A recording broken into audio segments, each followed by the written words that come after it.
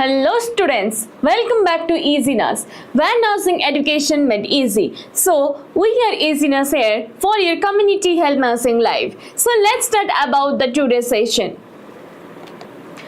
So, in this session, first we are going to discuss regarding the organization and administrations of the health services. Okay, all over the India, is as example the village level, community level, central level, district level, how the health system is going on. So, mainly we will focus on these topics. Okay, so see, first is going to central level. So, in the central level, who is the head of the department? That is Union Ministry of Health and Family Welfare. So under them there are three categories. First is the Department of Health and Family Welfare. Second one is Department of Ayurveda, Yoga, Naturopathy, Unani, Siddha and Homeopathy. And last one is Department of Health Research. So from these three categories, what are the health records we will get and what are the data we'll get? We have to report to the central level, means Union Ministry of Health and Family Welfare.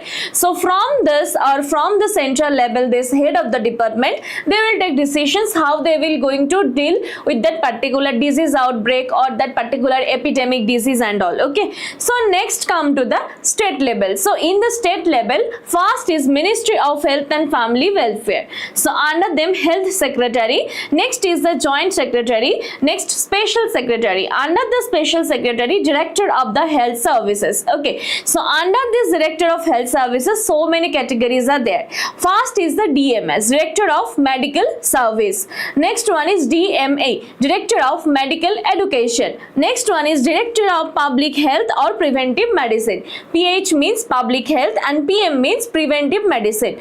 Next one is DIM, Director of Induced Medicine. Next one is Director of Medical and Rural Health Services. And last one is project, means what all on the medical project is going on from each and every colleges, so that is under one director. So these and all Director of Health Services. Along with this, under the DPH or PM means Director of Public Health or Preventive Medicine, there are 9 categories are there. First one is DPHC, Director of Primary Health Center. Next one is Director of Public Health. So under this either male category or female category. Next one is DPH, Director of Public Health. TRG is nothing but like additional. Okay, next one is Additional Director MCH, means Maternal and Child Health. Along with this, JD means Joint Director, that is PAC, Primary Health Center. Next JD, Joint Director of IMM, Infant Mortality and Morbidity. Next one is Joint Director of PFA, Prevention of the Food Adulteration. Next Deputy Director of the Administration. Next Joint Director of the Health Education. Then Joint Director of the Epidemiology, Joint Director of the Nutrition, Joint Director of the Statistics, and last is Joint Director of the TRG or the birth rate. Okay, so under this the Joint Director of the Admin, there are subcategory of 3, that is Deputy Director of the Nutrition, Deputy Director of the Statistics and Deputy Director of the Research. Okay, so these and all the state level healthcare system. Okay, so these and all the flowchart of the state level. So now come to the district level. So for the district level, what are the administration areas? First we have to see. First for the district, from the district is come to the subdivision. Okay, from the subdivision Tehsil. So under this Tehsil, community development blocks. So under this community development blocks, municipalities and corporates. Okay, so under the municipalities and corporates, village. So from the village, if the patient is going to transfer which level, that is municipalities or corporates. If in this level somehow the treatment is not happen or it is not possible, so stepwise the patient will send to the community development blocks hospital, from the Tehsil hospital, then subdivisional, then at last is the district hospital. Okay, so now come to the under this village, one more is there, that is panchayat. So first we have to know how many population is under and the coverage. So for the panchayat, minimum 10,000. Okay, 10,000 population is under the one panchayat. So if the within 10,000 population, if the treatment will not be given properly, means quality of care should not be given properly, so that time we have to send that particular patients to the village level hospital. So for the village, minimum 20,000 to 30,000. okay, so that is population covered under the village. And for the district, maximum 80,000 to 1,20,000. okay, so this much population is under the district coverage. So now come to the district level organizational structure, means the how system is going on. okay, first is the district collector. So under this district collector, joint director of the health. So under this joint director of the health, first is deputy director of the health services, next deputy director for the medical, and last is administrative officer. So first, under this deputy director of the health services, three subcategory. First one is assistant director or the statistical assistant, district public health nurse, and last one is district malaria officer. Not only malaria, any kind of communicable disease. okay, now for the assistant director or statistical assistant, under them health inspector are there, either male or female. So under the public health nurse, health educator are there, who is mainly explaining the conditions or the disease progress or the treatment procedure to the patients. And under the communicable disease officer, district entomological assistant. Entomological assistant is nothing but who is mainly seeing the outbreak of the epidemiological diseases. okay, now under this entomological assistant, there are health inspector, either male or female. So under this, the deputy medical director, under this medical officer are there, under this medical officer, obviously district public health nurse. So under the nurse, district extension educator, and under this community operator, who is mainly operate all the documents inside of the computer. From there we will get the data. Now come to the administrative officer. So under them, obviously superintendent is there, under the superintendent, assistant superintendent, then junior assistant superintendent, and last is the drivers or the office assistant. okay, so this is the organizational structure in the district level. So now come to the community level. So under this community level, first is community health center, under the primary health center, then sub center.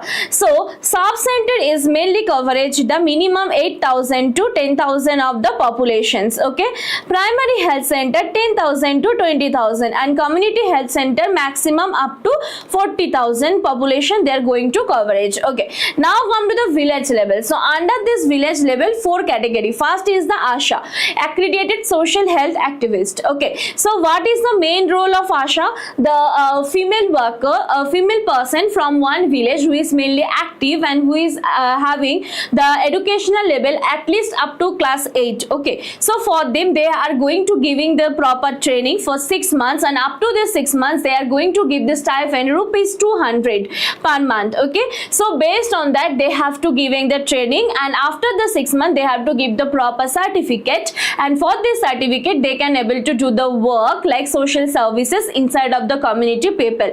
Sometimes if any kind of emergency situation is there, means they have right to send them in hospital or any other hospital center. okay, now come to the trained local DAI. Trained local DAI is also female worker, and the educational level is not like any particular. okay, so basically they are going to giving some kind of the treatment, especially the MCH care, means maternal and child health care, like delivery process, when they have to ship the patient during delivery, what and the process are there during delivery, everything they have to give the training, and after the 3 months of the training they have to provide the proper certificate, and for this certification they have to do the work in the social services.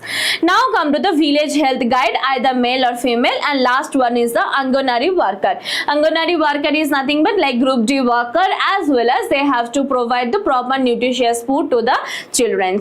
Now come to the national health policy. So what do you mean by the national health policy? So mainly this national health policy of our India, they are going to serve as a comprehensive framework which is mainly guiding the government its directions as well as the prioritize to achieve the improved healthcare outcomes for the patient. So not only for any kind of each group of the people, okay, like as example, the service should be same for the mother, for the pregnant mother, for the post operative mother, as well as the pre-operative or antenatal mother. Okay, so same as like for each and every group of people, they have to get a proper treatment. That is the main motto of the national health policy of our India. Now come to the vision of the national health policy. What is the vision? Achieve the highest possible level of health and well-being for all the group of people through preventive, promotive, curative as well as a rehabilitative healthcare. Now come to the objectives. So what are the objectives? First is improve the healthcare access. Second one is reduction in the disease burden. Third one is health equity, for means healthcare distribution should be in equal basis for each and every group of people who are staying in that particular community area. Next one is quality of care should be provided, and last one is preventive and then promotive health. Now come to the health team. So who all are present in this particular health team to provide a proper quality of care to the community people? First is the physician, means who is all the checking and care up. Okay, next is the national social worker, health assistants as well as a local dai or asha or village local dai, then village health guide, then panchayat leader who is mainly leading the particular healthcare workers to reach out of the particular individual station. And next is the teachers, means who is mainly teaching all the things, and then postmaster and women health leader. Okay, so these are the health team for each and every community health sector. Now come to the systems of the medicine. So what are the systems of medicine are present in our India? That is also one of the most important question, that is systems of the medicine. Okay, so first is the obviously allopathic or the modern medicine. So in this the modern medicine, what is the features? It is mainly based on the scientific evidence, clinical trial as well as the research, and they are only using the pharmaceutical drugs, surgery and then advanced technology based on the medical treatment, and it's only focus on the disease diagnosis as well as the symptomatic management for each and every patient. Now come to the advantage. So what are the advantage? Quick and then effective in the emergency or critical care, and they are also supported by the standardized diagnostic tool, as example MRI, CT scan, blood test as well as a USG, anything. Okay, so without any kind of the USG scan or standardized diagnostic tools, the modern medicine will not be effective. Now come to the rapid drug development as well as a vaccination program to prevent any kind of the diseases like communicable, non-communicable or any other disease. Now come to the limitations. So what are the limitation? It is often causes the side effects, like if you are taking like high dose amount of any kind of medicine, as example the painkiller or anything, so you will get the dizziness, vomiting, nausea, some kind of the side effects. Next is the high cost of treatment and dependency on the technology. The cost of treatment is very high, and it's also going to depend on so much as especially on the technologies. Now come to the less focus on preventive and holistic care. Now next system, that is Ayurveda or the Ayurvedic. So its origin is nothing but originated, it's over the 5,000 years ago in our India, and it's mainly based on the Trayodosha therapy. So what is the Trayodosha therapy? Vata, Pitta and Kapha. Okay, so this is the three dosha, Vata, Pitta and Kapha. Based on this three dosha, they are mainly originated the Ayurvedic medicine in our India. Now come to the principles. So what are the principles? It's mainly emphasize the balance between body, mind and then spirit, means sound body, sound mind and sound spirit. So it's they are using the herbal medicines, which is mainly dietary the guidelines, yoga as well as the panchakarma, as example detoxifications from our body, etc. Okay, now come to the strength. So what is the main advantage or the strength of the Ayurvedic medicine system? It's mainly focus on the preventive care as well as the lifestyle management. So the root of the particular disease causes will be like prevented. oriented, okay, natural and then holistic in the approach. What is the disadvantage or the limitations? It's a very slow acting in acute or the emergency condition. So if any kind of the severe condition, so at that time obviously we have to shift for the modern medicine or allopathic treatment, and lack of the standardization and clinical evidence in some areas. Now come to the yoga and naturopathy. So yoga and naturopathy, it's nothing but yoga first mainly is a physical, mental and then spiritual practice which is mainly enhancing the flexibility, mental peace, immunity, and it's also helped to reduce the stressful situations of our daily life. Now come to the naturopathy. Naturopathy is nothing but like by using the natural remedies we have to treat the diet therapy, fasting, hydropathy as well as a massage, etc. So what is happened? It's mainly based on concept of the body heals itself naturally, means we have to keep the body very natural way. So what will happen? Body only start to healing itself. So that is the main concept of the naturopathy. And for the yoga, what is this? Yoga is nothing but we have to daily doing like physical activity, flexibility, then meditation. So what will happen? It will help to improve our physical, mental as well as the spiritual health. So that is the main concept of yoga. So what is the limitations of the yoga and naturopathy? It requires a long-term discipline as well as the lifestyle changes, and it's also very much limited, which is evidence for treating the serious disease, as example the cancer. Now come to the Unani system of the medicine. So what is this? Origin is nothing but developed by Greek physician like Hippocrates and then Galens, later which is refined by the Arab and then Persian scholars. So what is the main principles of Unani system? It is mainly based on the concept of four humus. So what is the four humus? Blood, phlegm, yellow bile as well as a black bile. So which is mainly emphasize balance of the humus for the good health. So yellow bile is nothing but like digestive juice, and black bile is nothing but which already consumed from the food and which is a wasted product we are passing through the motion. So that is called black bile. Okay, so what is the treatment? Use the herbs, dietary management as well as a cupping therapy, etc. So it will mainly help to improve our circulation system in our body.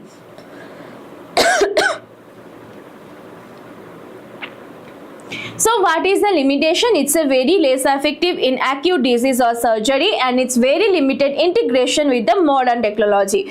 Now come to the Siddha system of the medicine. So what is the Siddha system? It is originated and in the South Indian system, attribute to the Siddhas means Tamil saints. Okay, so what is the treatment modalities? Which is use the herbs, metals and then minerals. It's also focus on the rejuvenation, detoxification and then lifestyle balance. So what is the specialty? It's mainly strong focus on the geriatric care as well as the longevity, and limitation is nothing but risks of the metal toxicity if not prepared properly, and it's less documentation and global acceptance. So that is the Siddha system of medicine. Now come to the homeopathy. So main principle based on concept of like cures like, means law of the similars. One drop is enough to cure the disease condition. So it uses the highly diluted substances to trigger the natural healing.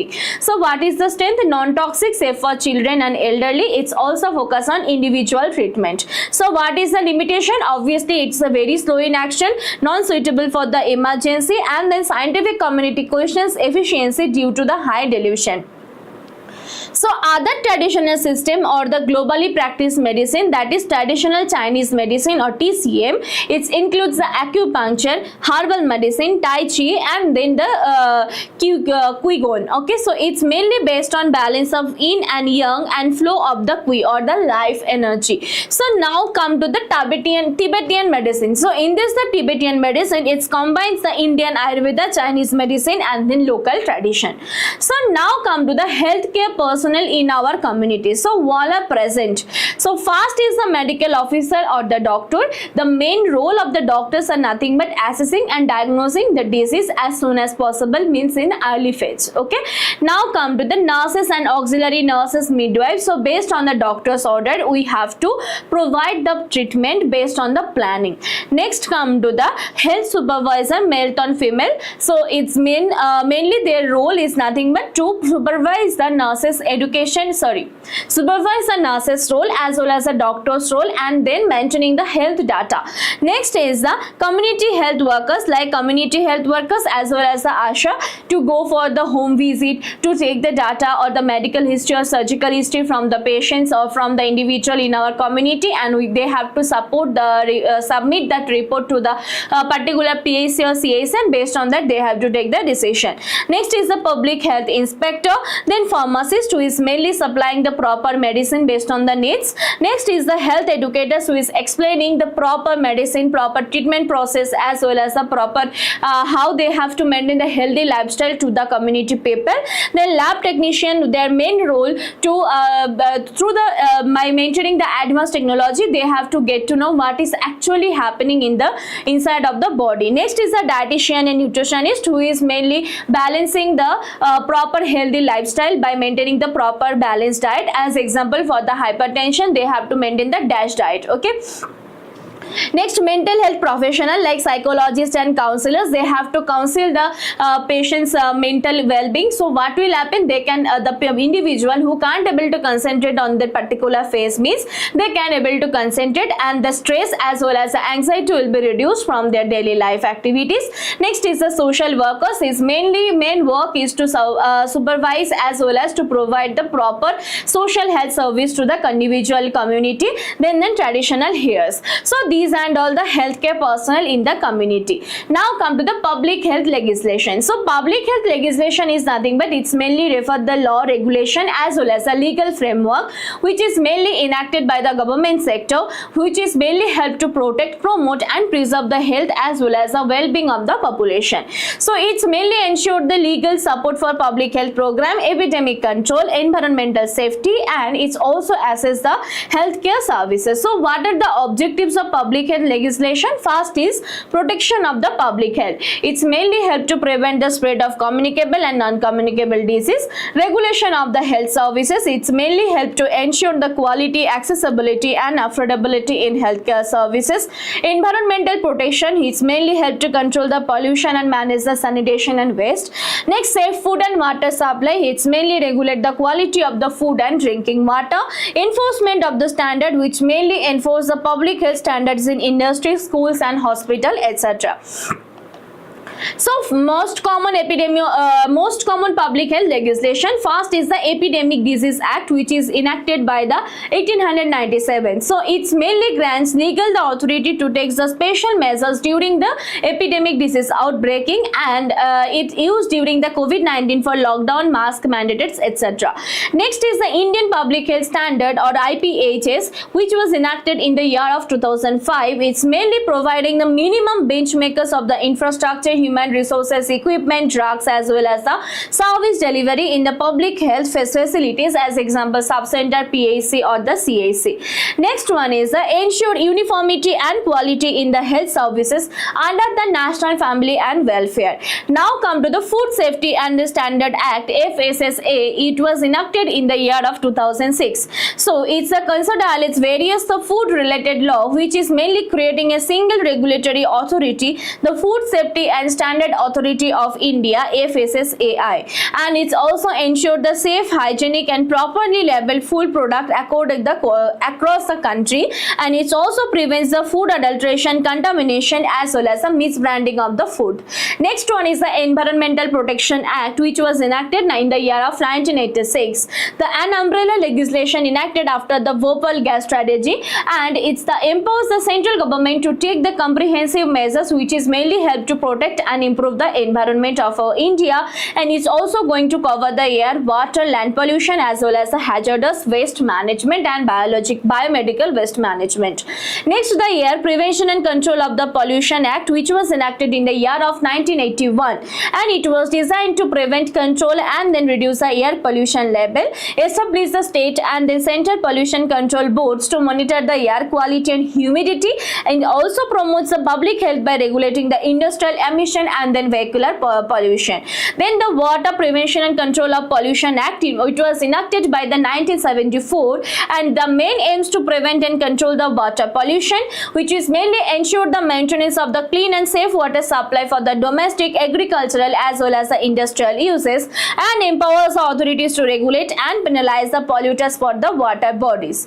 Now come to the Cigarettes and then Other Tobacco Production Act, COTPA, which was enacted in the year of 2003, and it's enacted to regulate the tobacco use and reduce the tobacco related causes, as example the lung cancer, and it provides the smoking in public places, restrict the tobacco advertising, and mandates the graphic health warnings on the packaging. So it supports the tobacco control programs under the National Tobacco Control Program, NTCP. Next is the Mental Health Care Act, which was enacted in the year of 2017. It's mainly focused on rights of person with the mental illness.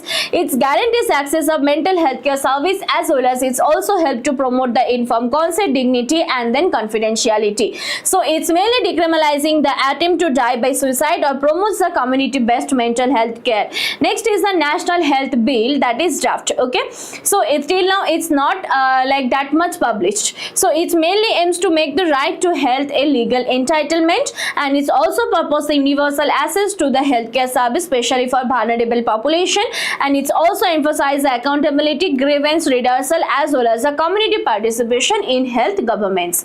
Next is the Biomedical Waste Management Rules, which was enacted in the year of 2016, which is mainly regulating the safe collection, segregation, transport, and then disposal of the biomedical waste management by maintaining the color coding to prevent any kind of the nosocomial infection.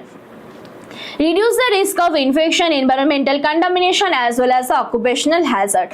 Next, the Preconception and Prenatal Diagnostic Techniques, PCPNDT Act, which was enacted in the year of 1994. So it provides the sex selection and then female festicide. Then it regulates the use of the ultrasound or other diagnostic techniques to prevent the gender bias sex selection, and it also support the gender equality and protection of the girl child. The Maternity Benefit Act, which was enacted in the year of 1961, and it was amended in the year of 2017. So it's provide the paid maternity leave, medical bonus, and then job protection to working women during and after pregnancy, promotes the maternal child health, and supports the working mother. Next is the Factories Act 1948. It's mainly ensure the occupational health and safety for workers in the factories, and mandates provision for the clean drinking water, sanitization, ventilation, as well as the medical facilities, and it also prevents the industrial accident as well as a health hazard. So thank you. I hope you all understood my session. So in this session, mainly you have to focus on the central level, district level, community level, like this healthcare system, and the one of the most important thing was like system of the medicine, and last one is the like legislation. Okay, so these three are the main important topic in this session. Again, we'll meet in next session. Till that, keep learning and stay tuned with the Easy Nurse. Thank you.